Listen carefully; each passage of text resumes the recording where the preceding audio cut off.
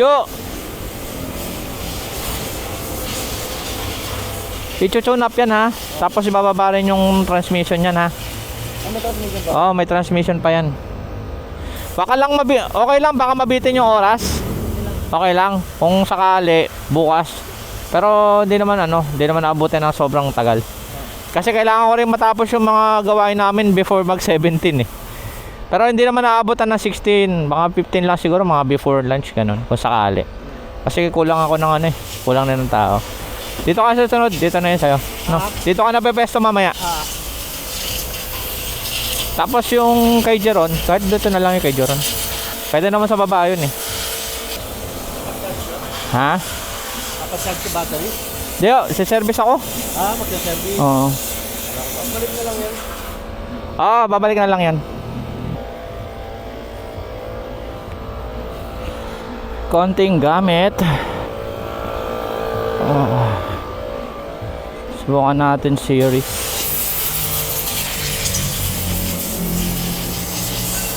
Veintiuno, 22 10 saka 12.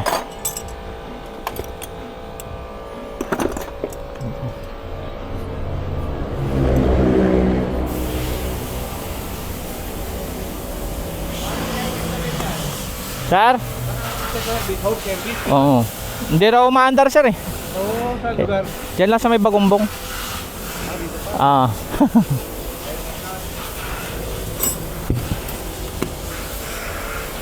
Pabilis lang naman yun.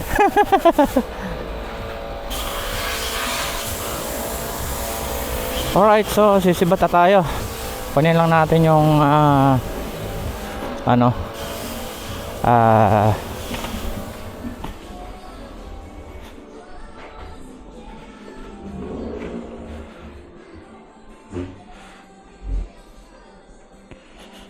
isang cellphone. Alas mo na ako para makabalik ako agad.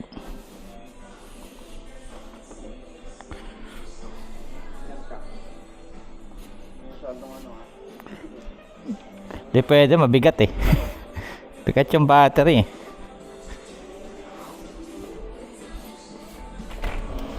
Ano ba yun? ATF o Giroy? Ha? ATF yun. ATF. Lagyan mo na lang ng ano.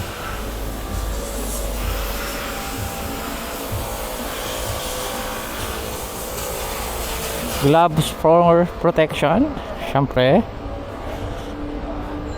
Chinelas lang tayo. Naka lang Crocs. Crocs ko no. Ang bigat pala.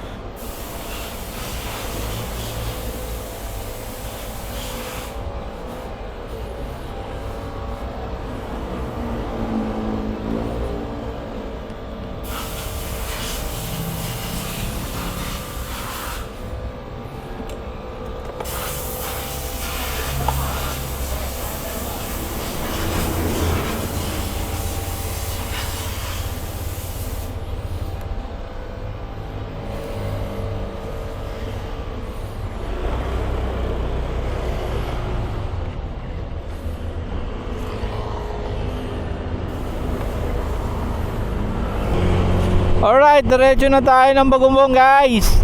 Ano tayo? Scooter gaming. Kasi hindi pwedeng salpakan yung natin eh. Hindi pwedeng kargahan yung R15 natin. Wala pagkakargaan ng battery. Saka ng ibang gamit. Ano lang, chill ride lang tayo. Yan. Bawal mag-banking, baka mabanking tayo. Ayan. Mabigat yung likod natin. So, ayun nga pala, nakapaglaro kami kahapon ng Gel Blaster. Ayan, mga laro ng mga tito.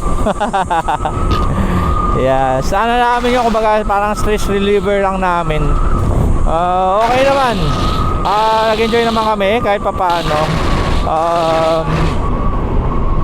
Masaya, nakakapagod, parang kumbaga parang ano na namin yung parang cardio namin kasi syempre pinagpapawisan kami, tumatakbo kami.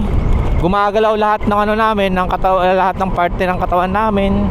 Yung iba nga doon gumugulong, 'di ba? Basta mag-enjoy lang. Masaya naman. And then ayun nga, after ng laro is ayun, nakapagpahinga naman kami. Ang maayos, 'di ba? Yun yung masarap na ano eh. Yung mapapagod ka tapos syempre after ng ginawa mo, napagod ka, pinagpawisan ka, kakain kang konti, tapos tulog. Yan yung ginawa ko kahapon eh. After ng game, kumain lang kami ng tanghalian kasi yung ano namin, yung laro namin is may oras. So hindi kami pwedeng magbaba dahil sa private din, private subdivision din yung game site. So yun ang maganda doon, at least makapagpahinga pa kami. Sabi ko nga nung nakarang video ko is may oras, may schedule. So yung schedule is 7 to 11, then 3 to 6. So naglaro lang kami ng ano, ng 7 to 11, then after noon is nagano na kami, nagpahinga na kami. Ayun.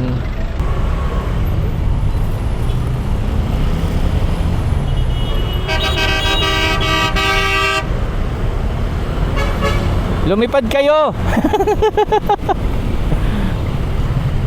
Ayan, after ng enjoyment kahapon, ayan, trabaho naman tayo ngayon. So may nag-PM sa page ng Mr. MJ at tayo din naman ang sumasagot doon. So kailangan natin servicean dahil sa hindi umaandar yung kanyang sasakyan. So check upin muna natin, try natin na pa-startin kung mapapa-start natin doon nang wala kang tayong ginagawa. Yan, na wala tayong kailangan palitan. Try lang natin, subukan lang natin, then let's see kung mapapa-start natin. Alright, deparo pala tayo guys.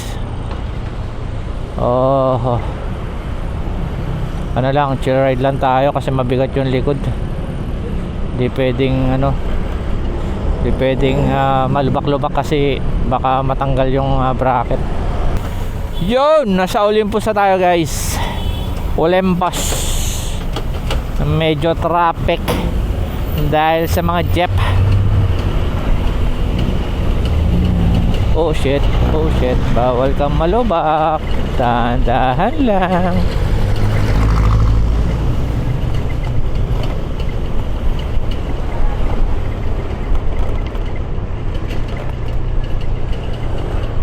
Ah, shit. Nakakamiss din pala mag-rides, no? Bumiyahe ngayon. Dahil medyo mababa yung ano, yung bakasyon. Starting 16 yata, yung iba is wala nang pasok. 17 and then onwards kami wala. Ang Mr. MJ guys pala, wala nang pasok sa araw ng 17. I think that is Thursday. Wala na po tayong pasok niyan guys. So yung mga magpapa-maintenance at magpapa-check up ng kanilang sasakyan, dalhin nyo na po ng maaga habang may oras pa tayo dahil tomorrow is 14 na. So sigurado dadagsana yung mga babiyahe, magpapa-check up na ng mga kanilang sasakyan para at least wala na silang magiging aberya pagka bumiyahe sila ng long ride, yung mga out of town dyan. So ingat-ingat tayo. Bago kayo bumiyahe pala guys is be ready lagi. So yung mga gagamitin nyo, yung mga kailangan nyo ipa-check sa mga sasakyan nyo, ipa-check nyo na. And then yung sarili nyo, yun ang pinaka-importante, sarili nyo. Kung babiyahe kayo, kailangan na kondisyon kayo para at least hindi kayo magkakaroon ng aberya guys pagka nasa kalsada na kayo. Ayun, so doble ingat lang para at least makasama pa natin yung pamilya natin sa mahabang oras, di ba? Yun. So, doon, tapos yung mga ano dyan, mga maiinitan ng ulo, kalma-kalma lang. Huwag tayo mag road rage. 'Di ba? Ano lang, chill lang. Pwede namang ano pwede namang palagpasin nyo na lang. Huwag nyo nang idaan sa init ng ulo. Mainit na nga yung panahon, dadaan nyo pa sa init ng ulo. Walang idudulot na mabuti ang mga road rage dahil sa pwedeng mauwian sa hindi maganda. Ano lang, chill lang layo, chill lang. Huwag nyo nang palakihin yung problema. Yung mga maliliit lang na konting hindi pagbibigay, yaan nyo na lang yan. Kasi bandang huli baka mamaya matulad kayo sa Antipolo, di ba? Kahit sabihin natin nagmamadali kayo, sige, paunahin nyo na lang sila, huwag nyo nanin. Yung mga riders naman dyan, kalma-kalma lang. Para naman tayong ano yan bigayan lang. Uy, sarado. Okay. Ay, graduation nga pala. Alright. So, mga gagraduate dyan, congrats. Oo nga. Mga graduating dyan, congrats sa lahat.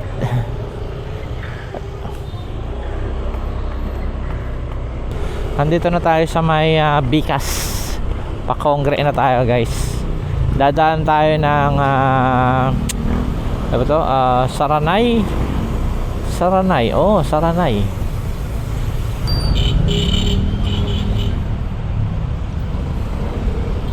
Go, go, go, go.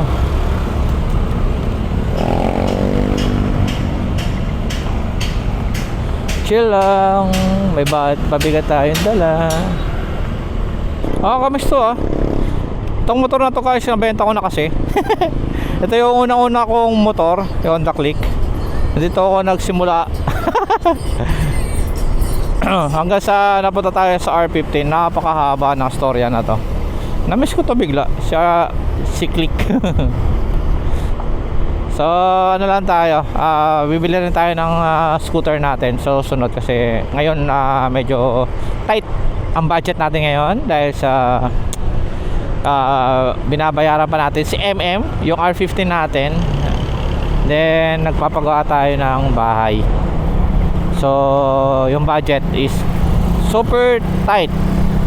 So hindi tayo makapaglabas ng motor. Marami kaming pinagdaanan nito ni MM ni Honda Click. Sobrang dami nung nasa Batangas pa ako. Sa Batangas ko to nakuha, guys. Si Honda Click. Doon ko siya nakuha, doon kami nagsimula, doon kami nagtatambay kung saan-saan sa Batangas, kung saan-saan kami nakakarating. Kasi napaka tipid nito. So yung 100 pesos ko umaabot ang halos 2 linggo. Pasok araw-araw, tapos biyahe pagka hapon kasi sa Batangas marami kayong dadaan na marami kang pwedeng pasyalan. Marami kayong pwedeng puntahan, lalo na paghapon. Marami rin kayong pwedeng tambayan doon. So yun yung ginagawa ko after ng trabaho. Papahinga sandali, magmumuni-muni. Yun, pupunta kung saan ang pwedeng puntahan dahil sa maganda yung lugar talaga. May gusto nga akong doon bilan ng lupa, kaso mahal kasi. So hindi ko naman kaya, hindi naman ako mayaman.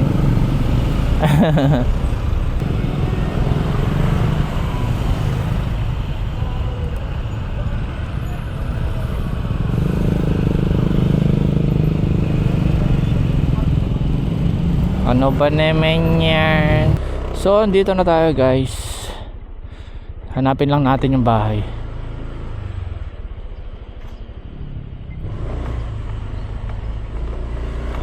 Kanan, pangalawang isang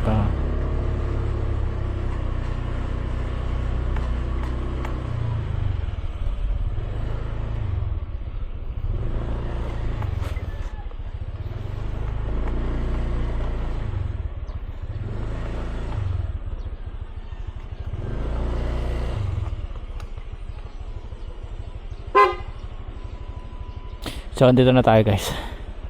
Tayo na lang siya, tayo na lang natin si madam.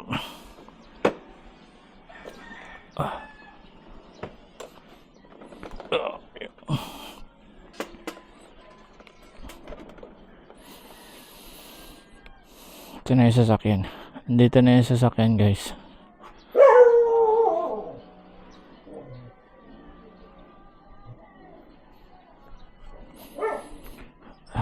Tayo muna natin.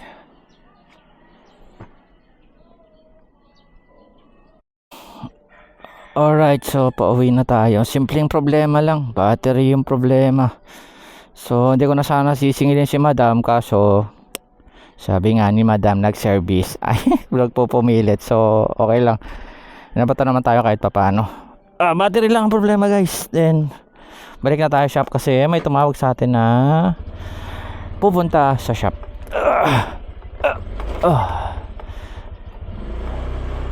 Na kailangan makabalik agad dahil kailangan ako doon and nasa akin yung scanner. So diretso na tayo, diretso lang, takbong makakauwi lang tayo din kasi hindi tayo pwede magmabilis dahil sa may dala tayong battery. Alright, doon sa mga magpapa-maintenance sa mga sasakyan nila guys, message lang kayo sa Mr. MJ Auto Care and sa aking Facebook account na Boss Cobbs. Yan. Okay na bossing.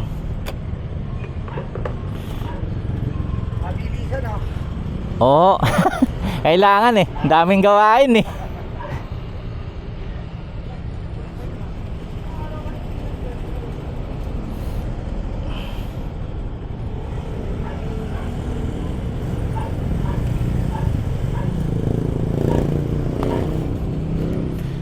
Thank you boss. Thank you.